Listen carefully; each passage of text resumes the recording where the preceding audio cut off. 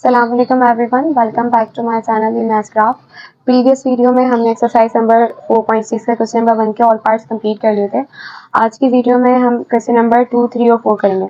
अच्छा, आपके पास जो बुक्स है ना, अगर आप लोग सेकंड डिवीजन के स्टूडेंट्स हैं, मतलब आप लोग के पास अगर सेकंड डिवीजन की बुक है तो यहाँ पर आता और शायद नंबरिंग 4, 5, 6 गिवन है और इवन फर्स्ट डिवीजन वालों के पास भी 3, 4, 5 है। वैसे ही बेसिकली आपके पास 2, 3 और 4 ही क्वेश्चन है, तो आप उसके अकॉर्डिंग ही नंबरिंग कर लीजिएगा।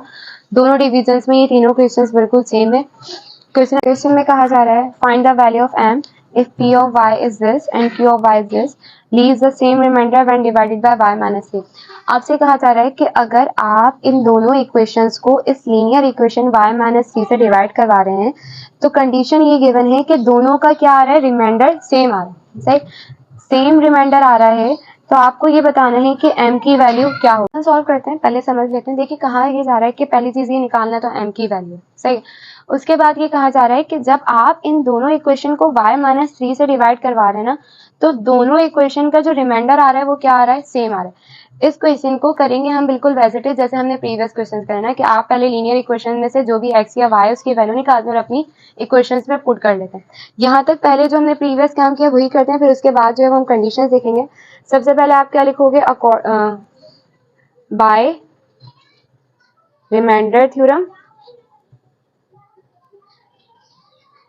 बाय रिमाइंडर थ्योरम आप अपनी इक्वेशन को, जो लीनियर इक्वेशन है उसको किसके इक्वेट करोगे, 0 के। तो -3 इधर जाके क्या हो जाएगा, +3। y की वैल्यू आपके पास क्या आ जाएगी, +3। सही, अब आपने क्या करना है, आपके पास ना दो इक्वेशन है। पहली इक्वेशन आपके पास ये वाली है और दूसरी इक्वेशन आपके पास ये वाली। आपने इन दोनों इक्वेशंस में ना y की वैल्यू रखनी है। अगर हम पहली इक्वेशन की बात करें तो पहली वाली इक्वेशन आपके पास क्या है, p y is equals to m y cube plus 4y square plus 3y minus 4। सही, अच्छा अब जहां जहां y उसकी जगह पे क्या आ जाएगा, 3। यहाँ पे क्या आ गया, 3 is equals to m y cube की जगह पे क्या आ जाएगा, 3 का cube plus 4 as it is y square की जगह पे क्या आ जाएगा, 3 का स्क्वायर प्लस 3y की जगह पे आपके पास यहाँ पे क्या आ जाएगा, 3 और माइनस 4 एज इट इज। सही, इसे सिंप्लीफाई कर लेते हैं। जब ये क्यूब 3 पर आएगा तो 3 के क्यूब का क्या मतलब है, 3 3 9, 9 3 27। 27 m से क्या हो जाएगा, मल्टीप्लाई। ये हो गया आपके पास क्या, 27 m plus 4 as it is. 3 का स्क्वायर किसके बराबर होता है, 9 plus 3 3 9 minus 4 as it is. सही, 27 m एज इट इज आ जाएगा। 4 9 36 प्लस 9 माइनस 4। सही, अच्छा देखें 27 m तो एज इट इज रहेगा क्योंकि ये वेरिएबल है, ये नंबर्स है। इनको प्लस कर लेते हैं, 36 plus 9 45 plus 45 minus 4 as it is. Plus minus minus 45 में से जब आप 4 को माइनस करोगे तो क्या आ जाएगा आपके पास, 41। ये हमारे पास पहली वाली इक्वेशन है जिसमें हमने y की जगह पे क्या रखा है, 3। सही, अब जरा आप अपनी सेकंड वाली इक्वेशन देखें। सेकंड वाली इक्वेशन आपके पास क्या थी, आपके पास जो सेकंड वाली इक्वेशन है वो क्या है, q ऑफ y बराबर है किसके, y cube minus 4y plus m। अब यहाँ पे भी आप y की जगह पे क्या रख दोगे, जो हमने y की वैल्यू निकाली, क्या वैल्यू निकाली थी, 3। सही, q y की जगह पे क्या आ जाएगा, 3 प्लस y क्यूब का मतलब क्या है, 3 का क्यूब माइनस 4y की जगह पे क्या आ जाएगा, 3 प्लस m। सही, अच्छा 3 का क्यूब का मतलब है 3, अपनी ही टेबल से कितने time multiply, 3 time, 3 3 9 9 3 27 4 3 12 plus m as it is. 27 में से 12 माइनस करेंगे आपके पास क्या आ जाएगा, 15 plus m as it is. यहां तक का जो हमारा काम था ना, ये हमारा वही काम था जो अब तक हमने पीछे सीखा है कि सिंपली लीनियर इक्वेशन को 0 के इक्वेट करना है, उसकी वैल्यू निकालनी है और दोनों आपके पास, मतलब इससे पहले वाले क्वेश्चन में तो सिर्फ एक ही क्वेश्चन थी, इसमें दो है, हमने दोनों में रख दिया। अब जरा आप अपनी कंडीशन देखें। कंडीशन में ये कह रहे हैं कि जब आप डिवाइड करवा रहे हो ना y माइनस 3 से, तो ये वाली इक्वेशन और ये वाली इक्वेशन दोनों का रिमाइंडर क्या आ रहा है, सेम आ रहा है। इसका मतलब कि आपके पास इस इक्वेशन का रिमाइंडर ये है और इस इक्वेशन का रिमाइंडर ये है, तो कंडीशन के अकॉर्डिंग दोनों का रिमाइंडर सेम है। इसका मतलब इस वाली इक्वेशन का रिमाइंडर बराबर होना चाहिए किसके, इस वाली इक्वेशन के रिमाइंडर के। तो अब यहाँ पे जो आप कंडीशन लगाओगे वो क्या लिखोगे, अकॉर्डिंग टू कंडीशन, आपके पास क्या कंडीशन लग रही है कि दोनों का रिमाइंडर सेम है। दोनों का रिमाइंडर सेम का मतलब कि P वाली इक्वेशन का रिमाइंडर बराबर होना चाहिए किसके, Q वाली इक्वेशन के। तो आप क्या करेंगे, दोनों को एक दूसरे के बराबर कर देंगे। कैसे करेंगे, यहाँ पे इस वाली इक्वेशन का रिमाइंडर है 27m प्लस 41, जब ये सेम रिमाइंडर रख रहा है तो ये बराबर होना चाहिए दूसरी वाली इक्वेशन के रिमाइंडर के, और वो आपके पास क्या है 15 प्लस m। सही। अब यहाँ से देखें m की वैल्यू निकालना बहुत आसान है। m की वैल्यू इसको एक तरफ कर लें, प्लस m, यहाँ पे आके क्या हो जाएगा माइनस m। यहाँ पे ऑलरेडी 15 था, प्लस 41, यहाँ पे जाके क्या हो गया माइनस 41। 27m में से एक m माइनस करेंगे, क्या बच जाएगा 26m, plus minus minus sign greater value की, यहाँ पे क्या आ जाएगा 15 में से 41 माइनस करेंगे 26। 26 यहाँ m से डिवाइड हो रहा है, यहाँ पे आके मल्टीप्लाई, m की वैल्यू क्या हो जाएगी माइनस 26 अपॉन 26, 26 वन जा 26, 26 वन जा 26। तो सिर्फ आपके पास क्या बच जाएगा, आपके पास बच जाएगा m is equal to -1।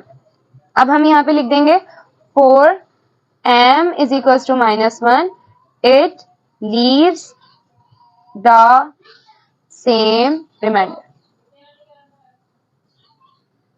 Answer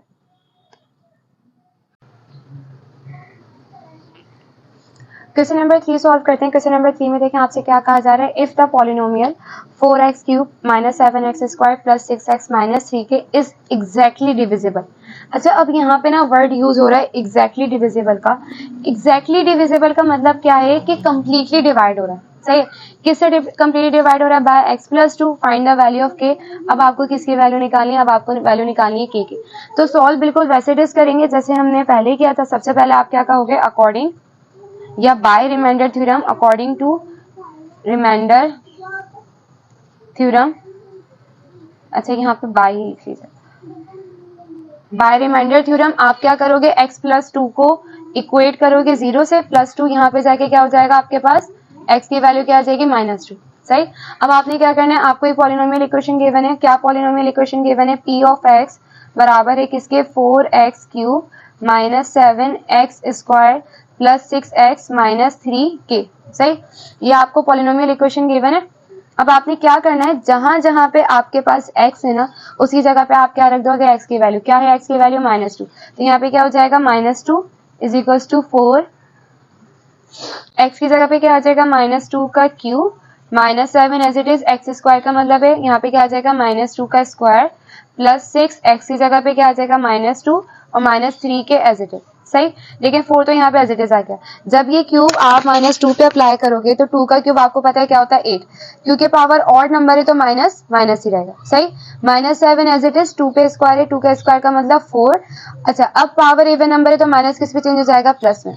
plus minus minus 6 2 जा 12, -3 के आपके पास एज इट इज।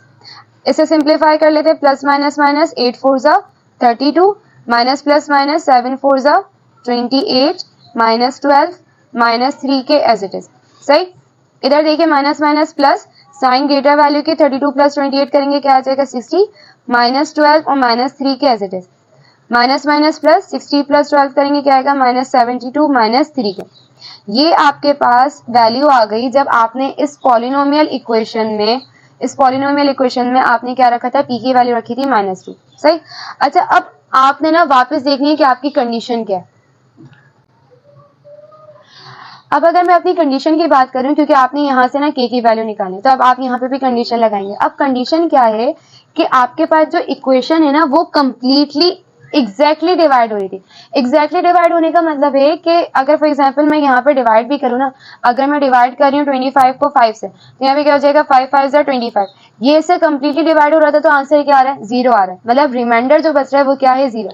तो सेम एज इट इज, अगर यहाँ पे भी ये x प्लस 2 इस इक्वेशन से कंप्लीटली डिवाइड हो रहा है तो जो रिमाइंडर है वो क्या आना चाहिए था, 0 आना चाहिए था। लेकिन यहाँ पे भी रिमाइंडर क्या आ रहा है, -72 -3 के। लेकिन अकॉर्डिंग टू कंडीशन रिमाइंडर होना क्या चाहिए था, रिमाइंडर बराबर होना चाहिए था 0 के। तो ये पूरी वैल्यू है जो अभी हमारे पास रिमाइंडर है, हम उसे किसके इक्वेट करेंगे, 0 के इक्वेट करेंगे। यहाँ पे हम लिखेंगे अकॉर्डिंग टू कंडीशन। आपके पास अब क्या कंडीशन लग रही है कि जो -72 -3 के है वो बराबर होगा किसके, 0 के। सही, एग्जैक्टली डिविजिबल का मतलब क्या है कि जो रिमाइंडर है वो क्या आना चाहिए था, 0 आना चाहिए। अच्छा, यहाँ से k की वैल्यू निकालनी है, यहाँ पे -3 उधर के जाके क्या हो जाएगा +3 के। k की वैल्यू निकालनी 3 मल्टीप्लाई हो रहा है यहाँ पे आके डिवाइड, तो ये आपके पास क्या हो जाएगा -72 अपॉन 3 बराबर है किसके k के 3 1 जा 3 3 2 जा 6 3 4 जा 12। तो यहाँ पर आपके पास k की वैल्यू क्या आ गई -24। एक्सरसाइज नंबर 4.6 का लास्ट पार्ट सॉल्व करते हैं। क्या कहा जा रहा है इसमें, find the value of r। आपने किसकी वैल्यू निकालनी है, अब आपने r की वैल्यू निकालनी है। If y + 2 is a factor of the polynomial this. अच्छा, बिल्कुल सेम वैसे इक्वेशन है जैसे हमने पहले किया है। यहाँ पे अब आपके पास एक पॉलिनोमियल इक्वेशन है जो इससे डिवाइड हो रही है और आपने क्या निकालना है, r की वैल्यू निकालनी है। यानी बिल्कुल प्रीवियस वाले क्वेश्चन की तरह है, बस थोड़ी सी आपने जो है इसमें सिंप्लीफिकेशन ज्यादा करनी है। करते हैं स्टार्ट। आप क्या करोगे, सबसे पहले बाय रिमाइंडर थ्योरम में शॉर्ट फॉर्म में लिख रही हूँ, आप पूरी फॉर्म में लिखिएगा। आप क्या करोगे, अपनी लीनियर इक्वेशन को इक्वेट करवाओगे किसके साथ, 0 के साथ। सही, तो +2 यहाँ पे जाके क्या हो जाएगा आपके पास -2। अब आपके पास आपकी जो पॉलिनोमियल इक्वेशन है वो क्या है, p ऑफ y बराबर है किसके 3y² - 4ry - 4r²। सही, अब आपने यहाँ पे क्या करना है, जहां जहां पे y है ना, y की जगह पे आपने उसकी वैल्यू रखनी है। अब हम क्या करेंगे, जहां जहां पे हमारे पास y है ना, y की जगह पे y की वैल्यू निकाल देंगे। सही, यहाँ पे p y की जगह पे क्या आ जाएगा -2 बराबर है किसके 3y² का मतलब क्या, y की जगह पे क्या आ जाएगा -2 का square -4r as it is. y की जगह पे क्या आ जाएगा -2 -4 और r² भी एज इट इज आ गया। सही, अब थोड़ी सी सिंप्लीफिकेशन करते हैं। जब ये स्क्वायर 2 पर आएगा तो क्या हो जाएगा 4, क्योंकि पावर इवन नंबर है, माइनस क्या किस में चेंज हो जाएगा, प्लस में। ये तीनों आपस में मल्टीप्लाई हो रहा है, माइनस माइनस प्लस 4 2 जा 8r। सही, और यहाँ पे -4r² एज इट इज आ जाएगा। 3 4 जा 12 प्लस 8r - 4r²। यहाँ तक आपने कर लिया। ये वाले स्टेप्स ना वही हैं जो हमने अब तक के सीखे। अब आप यहाँ पे भी ना कंडीशन लगाओगे। कंडीशन क्या लगाओगे कि ये कह रहे हैं कि y + 2 ना इसका फैक्टर है। फैक्टर का मतलब है कि ये इस इक्वेशन को कंप्लीटली डिवाइड कर रहा होगा, और कंप्लीटली डिवाइड करवाने का मतलब है कि जो हमारा रिमाइंडर होगा वो किसके बराबर होना चाहिए, 0 के बराबर होना चाहिए। तो आप यहाँ पे कंडीशन लगाएंगे, अकॉर्डिंग टू कंडीशन हमारा जो रिमाइंडर है ना, ये रिमाइंडर बराबर होना चाहिए किसके, 0 के बराबर होना चाहिए। इसका मतलब 12 प्लस 8r - 4r² बराबर होना चाहिए किसके, 0 के। अब ये आपके पास में क्वाड्रेटिक इक्वेशन बन गई और आपने इसे सॉल्व करना है। सॉल्व करने के लिए पहली चीज जो हमारे जहन में रखनी है वो ये कि हमारे पास जो मैक्सिमम पावर होती है ना वेरिएबल की, वो कभी भी माइनस नहीं होना चाहिए, वो प्लस होना चाहिए। तो आप 1 बाय 1 इसको प्लस करने के लिए दूसरी तरफ भेज दें। जब आप इस वैल्यू को भेजेंगे तो तमाम वैल्यूज को भी शिफ्ट करना पड़ेगा। तो -4r² उधर जाके क्या हो जाएगा +4r² प्लस 8r यहाँ पे आके क्या हो जाएगा -8r प्लस 12 यहाँ पे आके क्या हो जाएगा +12 यहाँ पे आके हो गया -12 और यहाँ पे सिर्फ क्या बच गया 0। सही, या फिर आप इस तरह भी लिख सकते हैं 4r² -8r - 12 बराबर है किसके, 0 के। अब यहाँ पे देखें, इन तीनों टर्म्स में आपको कॉमन नजर आ रहा होगा 4। सही, इसमें भी 4 है, इसमें भी 4 है, इसमें भी 4 है। फैक्टर से ना हमने क्या करा, यहाँ पे 4 को कॉमन ले लिया। जब 4r² में से 4 कॉमन ले लोगे सिर्फ क्या बच जाएगा r²। 8 में से 4 कॉमन लोगे क्या बचेगा 2, और 12 में से 4 कॉमन लोगे क्या बच जाएगा 3। ये 4 इस पूरे ब्रैकेट से यहाँ मल्टीप्लाई हो रहा है, वहां जाके क्या हो जाएगा डिवाइड। और आपको पता है 0 से कोई भी चीज डिवाइड हो आंसर क्या आता है, 0 आता है। तो यहाँ पे सिर्फ क्या बच जाएगा r² -2r - 3 बराबर है किसके, 0 के। अगेन बता रही हूँ 4 यहाँ पे इस पूरे ब्रैकेट से मल्टीप्लाई हो रहा था, जब आप इधर शिफ्ट करेंगे तो ये 0 से डिवाइड होगा, और 0 से डिवाइड होने के बाद किसी भी चीज को 0 से डिवाइड करेंगे वो 0 ही रहता है। अब यहाँ पे ना आपके पास मिड टर्म ब्रेक हो रही है। मिड टर्म ब्रेक करने के आपके पास रूल्स क्या होते हैं कि फर्स्ट टर्म को आप मल्टीप्लाई करवाते हैं लास्ट टर्म से। तो यहाँ क्या हो जाएगा +-3r²। सही, आपने मिड वाली वैल्यू को, ये जो माइनस साइन है ये बताता है कि प्लस करके ब्रेक करना है या माइनस करके। हमारे पास माइनस आए, तो बताइए ऐसे दो नंबर जिनको माइनस करें तो 2 आए और मल्टीप्लाई करें तो 3 आए। तो ऐसे दो नंबर आपके पास क्या है, 3 और 1। 3 में से 1 गए 2 और 3 1 जा 3। एक टर्म हो गया आपके पास 3r और एक टर्म हो गया आपके पास क्या 1r। हमने माइनस करना ना, माइनस दो तरीके से होता है, तो प्लस माइनस हो या फिर माइनस प्लस हो। अब आप 3r के साथ वो साइन लगाएंगे जो मिड वैल्यू के साथ साइन है। मिड वैल्यू के साथ साइन क्या, माइनस। तो यहाँ पे आपके पास जो बड़ी वैल्यू होगी उसके साथ क्या आ जाएगा माइनस, इसके साथ माइनस है तो इसके साथ क्या आएगा प्लस, ताकि माइनस प्लस माइनस हो और 3r में से 1r जाए तो वापस क्या बच जाएगा 2r। -3 आपके पास एज इट इज आएगा। अब इन दोनों में देखें आपके पास क्या कॉमन है, इन दोनों में r कॉमन है। जब r² में से r ले लेंगे सिर्फ क्या बच जाएगा r, यहाँ पे क्या बच जाएगा -3। इन दोनों में कुछ भी कॉमन नहीं है। आप यहाँ पे फिर 1 कॉमन ले लीजिए, यहाँ पे क्या बच जाएगा r -3। सही। अब जो दो ब्रैकेट्स हैं, इन दोनों ब्रैकेट्स में भी r माइनस 3 को कॉमन ले लें, एक ब्रैकेट हो जाएगा r माइनस 3 और एक ब्रैकेट क्या बन जाएगा r plus 1 is equal to 0। अब आपने यहां तक सॉल्व कर लिया। अब यहां तक सॉल्व करने के बाद अब ये देखें कि ये वाला जब दो ब्रैकेट्स आपस में मल्टीप्लाई और वो 0 के बराबर हो ना, इसका मतलब आप उन्हें अलग अलग करके सॉल्व करते हैं। पहले वाले ब्रैकेट को 0 के अलग इक्वल करोगे और सेकंड वाले ब्रैकेट को भी 0 के अलग इक्वल करोगे। किस तरह करोगे? पहले उसमें आप कहोगे कि r माइनस 3 बराबर है किसके? 0 के। सही। ये हम हमेशा तब करेंगे जब दो ब्रैकेट्स हो या तीन ब्रैकेट्स हो।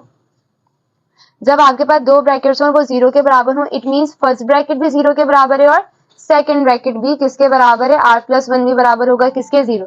अब यहां से भी r की वैल्यू निकल जाएगी, यहां से भी माइनस 3 इधर जाके क्या हो जाएगा? प्लस 3 और यहाँ पे प्लस 1 इधर जाके क्या हो जाएगा? माइनस 1। सही। तो आपके पास r की दो वैल्यूज निकलेंगी, एक आपके पास क्या निकलेगी? 3 और एक आपके पास क्या निकलेगी? माइनस 1। तो आप यहाँ पे लिख दीजिए the value of r is 3, minus 1। Answer.